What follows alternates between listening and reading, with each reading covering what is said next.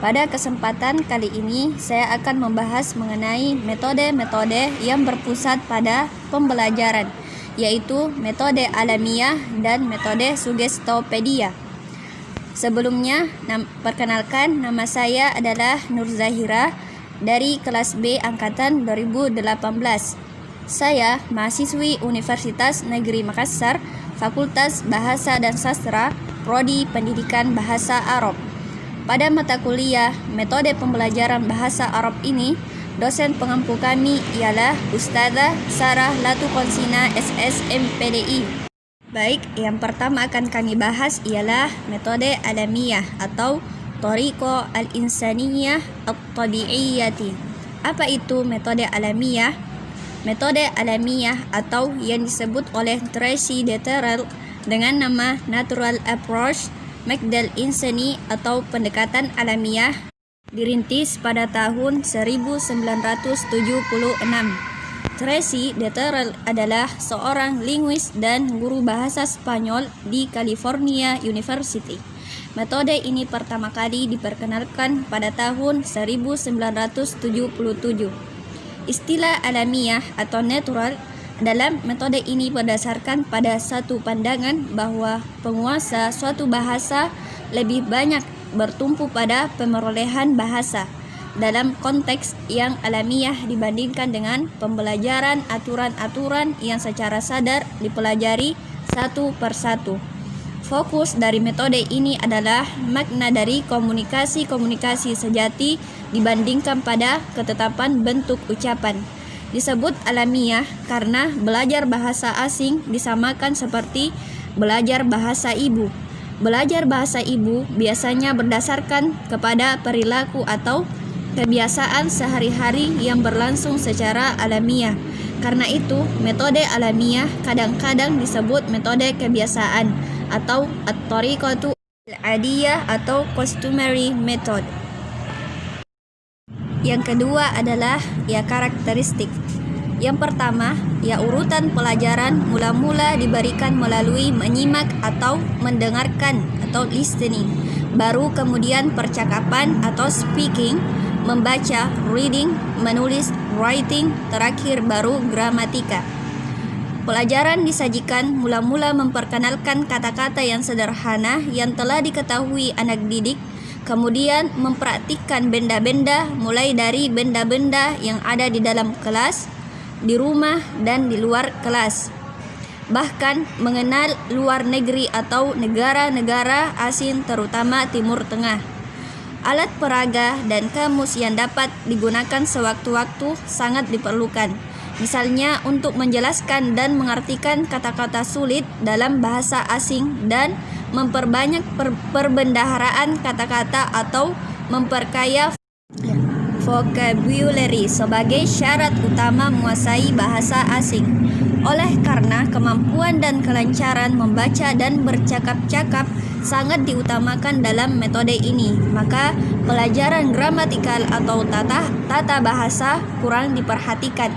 Menggunakan beberapa pengajar secara bergantian sehingga anak didik mendengar bunyi kata dan kalimat dari orang yang berbeda.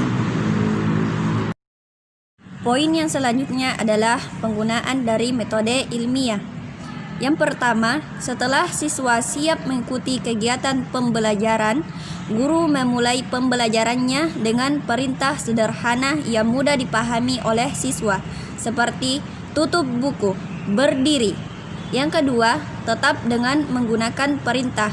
Guru-guru melanjutkan kegiatannya dengan mengajarkan nama-nama bagian tubuh dan memperkenalkan angka-angka beserta urutan, seperti taruh tangan di atas kepala, taruh tangan di atas pundak, dan sebagainya. Yang ketiga, masih dengan teknik perintah, guru memperkenalkan nama alat-alat dan benda-benda yang ada di dalam kelas. Yang keempat, guru menggunakan nama-nama karakteristik fisik dan pakaian untuk mengenalkan nama-nama anggota kelas.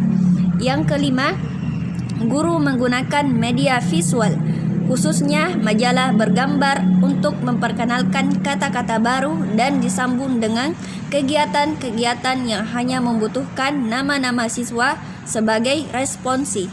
Yang keenam, guru memperkenalkan gambar-gambar kepada seluruh kelas. Yang ketujuh, guru menggunakan teknik penggunaan gambar dan perintah. Yang kedelapan, guru menggabungkan antara observasi gambar, perintah, dan kondisi. Yang kedelapan, dengan menggunakan beberapa gambar, guru menyuruh para siswa menunjuk pada gambar yang diberikan.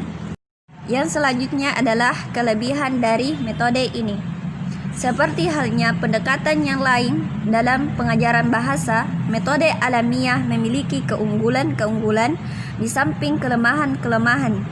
Keunggulan utama dari metode ini terletak pada tujuan komunikasi yang diembannya.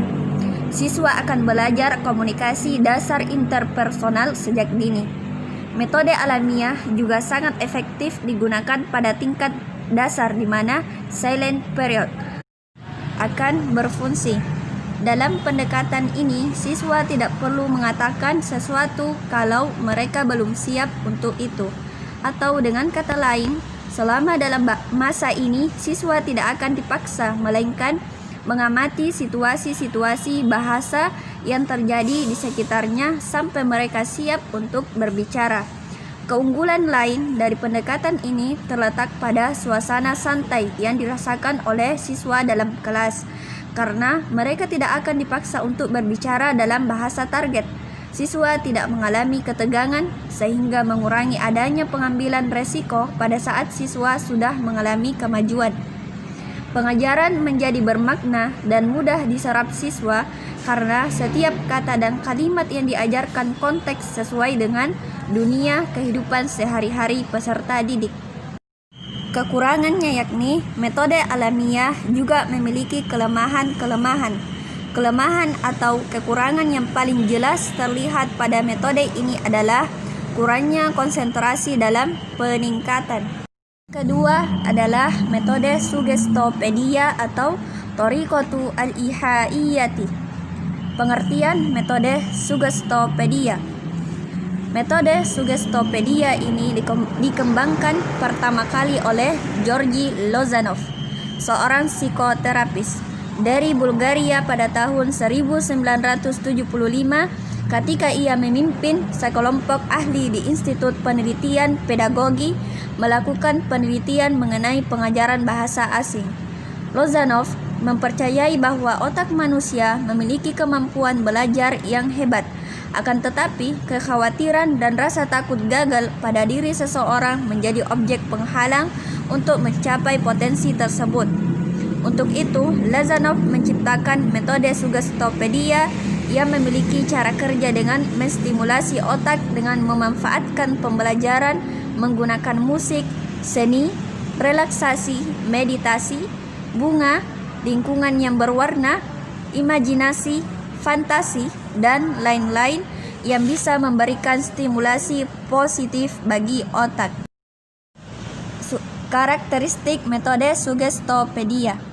Menurut Scopel, dalam Tarigan, ciri sugestopedia yang paling mencolok adalah dekorasi kelas, perabot kelas, pengaturan kelas, penggunaan musik, perilaku guru yang otoritatif. Penggunaan metode sugestopedia.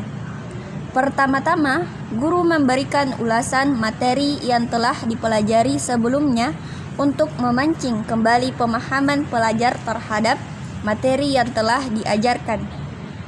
Guru menyajikan materi baru dengan penjelasan tata bahasa dan terjemahan yang relevan. Yang terakhir, guru memberikan waktu 1 jam untuk pertemuan santai dan meditasi yang menjadi keunikan dari metode ini. Kelebihan dari metode ini adalah dengan pelajar yang berjumlah maksimal 12 orang akan menambah suasana kelas menjadi lebih santai sehingga pelajar tidak merasa terkekang. Jumlah yang sedikit ini pula akan lebih membantu proses pembelajaran karena fokus guru dan kerjasama antar pelajar menjadi lebih mudah dilakukan.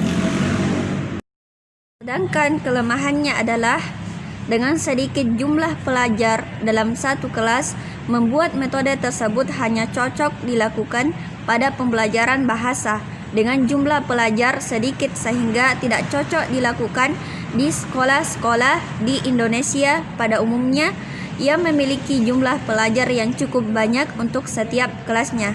Namun, bukan berarti metode ini tidak bisa diterapkan.